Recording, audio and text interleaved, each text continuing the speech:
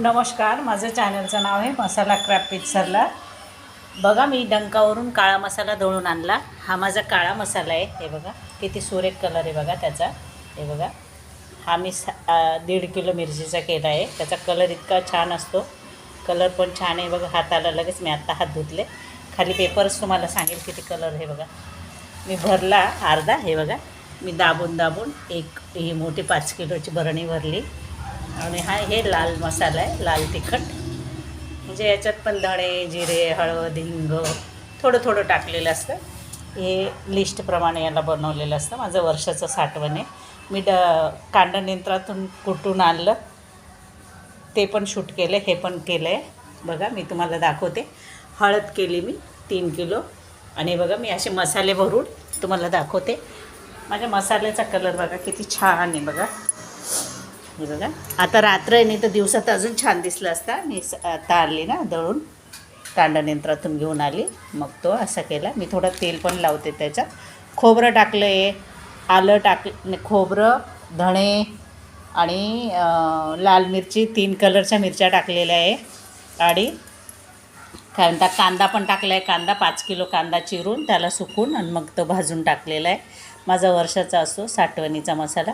माझ्या रेसिपींमध्ये हाच यूज करते मी, फक्त हाच टाकायचा। नॉनव्हेजच्या भाज्या, साध्या मसाल्याच्या भाज्या केल्या ना ग्रेव्हीवाल्या, त्यांना मी हाच वापरते बघा। माझा हा मसाला मी वर्षाचा करून ठेवते।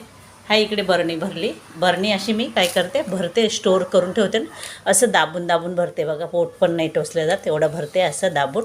आणि त्याच्यावर आता मी मिठाचा थर लावणार आहे। हे असं जाड मीठ आहे, याचं असं थर लावणार आहे असं। हे बघा, असं वापरण्यासाठी काढून घ्यायचं, तुम्हाला 2-3 महिने वापरता येईल असं।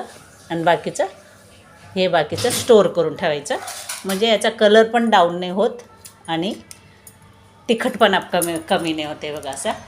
हे लाल तिखट पण मी असंच करून घेतला। लाल तिखट मी कमी केलं। हे माझं बघा, तुम्हाला वाटेल मी गेल्या वर्षाचं केलेलं हे बघा। त्याचं पण किती कलर छान आहे बघा। हे बघा, गेल्या वर्षाचं ना आता ह्या वर्षाचं बघा, सेम आहे ना, कलर डाऊन नाही झाला। असं मी करते, दरवर्षी करते। आणि मग मी असे बघा मीठ वगैरे असं भरून असं करून ठेवते। याच्यात पण आता हळद पण तशीच केली। हळदमध्ये नाही मीठ टाकत, फक्त मसाल्यांमध्ये टाकते। हे बघा, असं मी करून आणलं डंकावरून आणि वर्षभरसाठी मी स्टोअर करून ठेवते बघा। मी नवनवीन रेसिपी तुमच्यासाठी आणत राहते। मी एवढा त्रास घेते। माझ्या चॅनलला लाईक करा, शेअर करा, कमेंट करा, कमेंट पण करा, बेलायकॉन पण दागा। माझा मसाला कसा वाटला ते मला कमेंट करून सांगा। आणि मला सबस्क्राईब करा।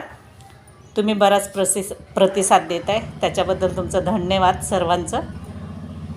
असाच प्रतिसाद द्या। माझ्या चकलीच्या रेसिपीला सगळ्यांनी खूप आवडून पाहिलं आणि चांगला प्रतिसाद दिला।